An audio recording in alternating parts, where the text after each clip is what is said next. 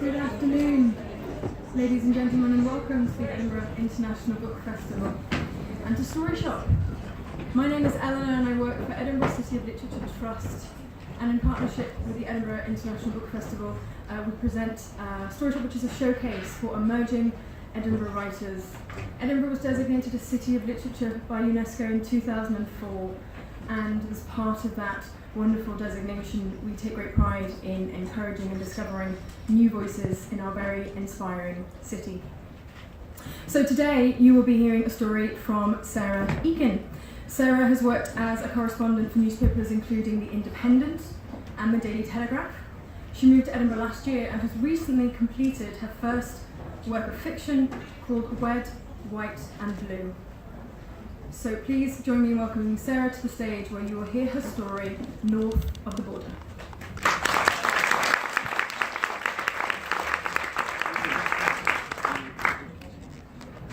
When Nana went away, she took her Spanish with her.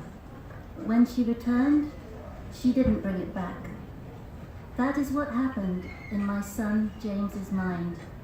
The day she left was the day he stopped speaking Spanish.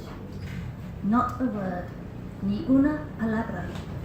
Nana was gone, and so was her voice. No quiero, Nana, James had learned to say, verging on a typical 2-year-old's tantrum and not quite stomping his feet. Si, James, vamos, she would urge him. Tienes que comer. Nana called James her cosita hermosa, my beautiful little thing. James called her Nana, short for Antonia, and it seemed to fit the relationship nicely. Nana was old, beyond her years. She had 3 children. They were left behind with Nana's mother and mother-in-law in Mexico, while she and her husband Victor went to America to earn a living. Victor was a strapping man. He could clear 2 acres with a machete in one day, and he fueled himself on 6 eggs and a dozen or more tortillas for breakfast. Food was important to them, and they never missed a meal, nor ate one on the fly. Breakfast, lunch, and dinner were at the table, and tortillas were heated one by one in the frying pan, creating a sizable pile which Victor would use to soak up his food. He was always smiling when you talked to him, but there could have been a darker side that we never saw. The door to the cabin where they lived had been severely dented on one occasion. Victor, it seemed, had a temper. The stoicism of Nana and Victor was tested one winter when left at the house alone while we visited the UK. Stocked up with food after a mammoth trip to the grocery store, no one expected supplies to be a problem, but no one had anticipated an ice storm that lasted 3 days and knocked out power for 2 weeks. Victor and Antonia improvised, drawing water from the pond, since the well pump relied on electricity, and scavenging for firewood, which thankfully proved plentiful, if not ideally dry. A more than kindly neighbour, Mr. Alexander, a farmer and a South Carolina local, stopped by to check on them, having realised their plight.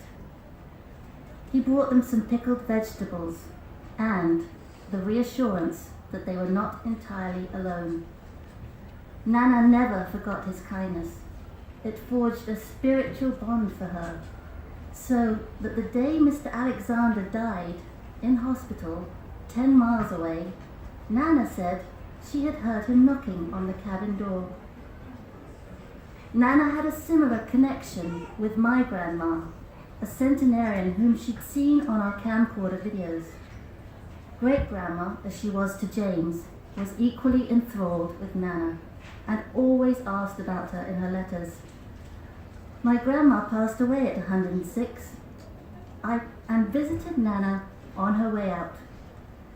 The subject came up some days after her death, when I told Nana that my mother was convinced Grandma had visited their house in Scotland before she died.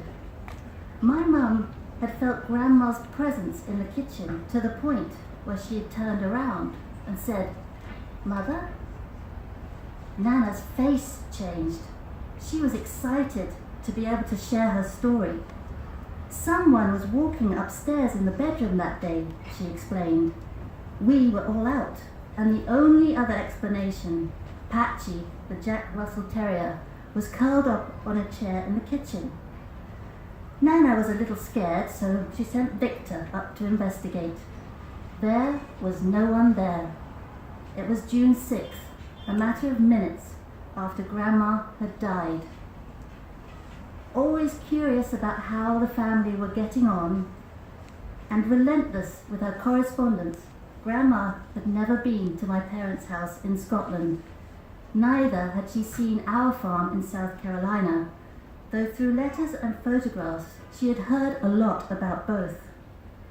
Apparently, she took advantage of the mobility offered to her by death to do the rounds. Nana had been stunned by my grandma's longevity. Not many people lived that long in Mexico, she had explained. And it wasn't just death that divided the cultures. When we returned to South Carolina after a summer on the road, both Nana and Victor were shocked to find the contents of the house still in place. In Mexico, the furniture, probably the windows and roof tiles, would have been gone, they said, taken by the ratones. It was that kind of hardship that had prompted them to leave their small village, their 3 young children, and $1,500 in the hands of a coyote in search of the means for a better life. Crossing the US border for immigrants is hazardous. When you go down to the Mexican border at Juarez, the divide between the would-be immigrants and the promised land is stark. As dusk falls, the hills climbing up from the Mexican bank of the Rio Grande descend into almost complete darkness, punctuated here and there by a lonely light. In Texas, El Paso is lit up like a Christmas tree. In the shadows across the water and the barricades, you can see ghost-like figures moving in the darkness, waiting, watching, and wishing. Border Patrol officers are evident there will be no desperate run for the border here. No, it is further down the frontier where the land is vast, the border intermittently policed, and the desert offers a dangerous form of protection. The term given to Mexicans illegally crossing over the Rio Grande to get to the USA is wetbacks. And though it did not quite apply to Victor and Nana, anyone using the slur probably wouldn't have cared that they hadn't actually swum across the border. Instead, Victor and Nana had walked 3 days and 3 nights through the desert with no possessions, aside from the 6 gallons of water they were told they would need to survive. Victor carried his wife's for her. The desert crossing to Arizona was inhabited by poisonous snakes and frequented by drug cartels. Nana feared the people more than the wildlife. Unlike a rattlesnake that tries to warn you first, the banditos would go straight for the kill. For the next 3 days, Victor and Nana were jammed into a minivan, the windows tinted black, with 15 fellow Mexican immigrants, only stopping at gas stations once and at night. Nana and Victor arrived at their relative's house. Nana's father had sent them the money for the trip.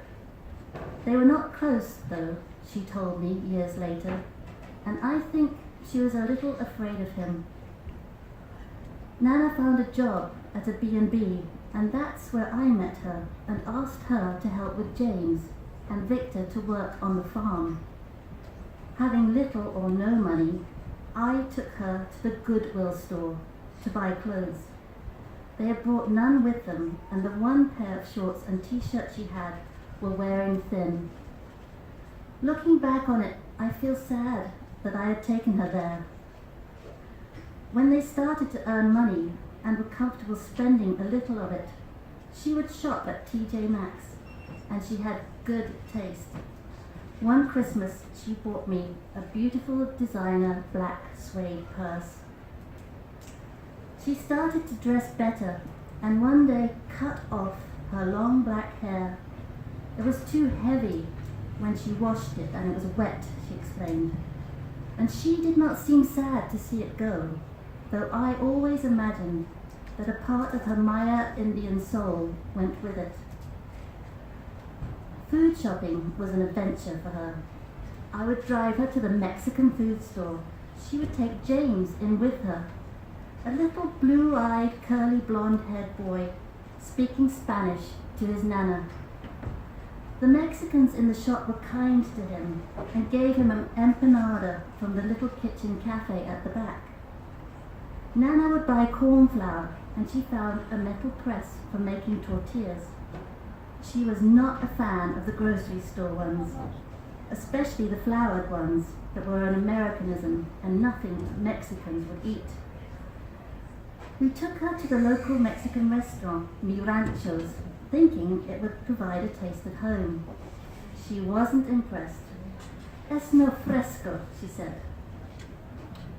Appliances were a constant challenge to Nana. Once she got the concept of the washing machine, she put everything in it. Shoes, rucksacks, probably Victor if he would have fitted. The stove, too, took some getting used to. Coming home one day to roast chicken, I looked everywhere for the bird. Not finding it in the oven or still in the fridge, I finally located it in the drawer underneath the stove where the roasting pans were kept. The chicken was raw, and she laughed a lot when I told her that that was not the place to cook it. My husband would call her Mamacita, hot mama, and she let him, but scolded him too because of it. She'd earned his respect, taking down a cartoon-sized hornet's nest in the yard at night with a kitchen broom. She also made swift work of a rattlesnake with the help of a garden shovel. "Nano mato sapiente," announced James, impressed, as were we all. "Lo siento," Nana said to me one day. "Tengo que irme." 3 years of missing her children had become too much. She was to return to Mexico, and she was to leave Victor behind to work. "Voy a volver a México, a mi familia, a mis hijos," she told James. "Te quiero, mi cosita hermosa."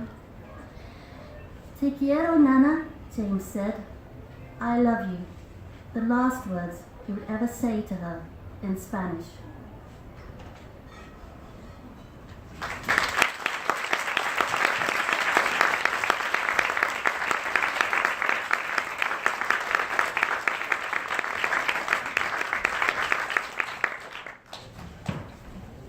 Thank you very much, Sarah. That was a lovely story of a family.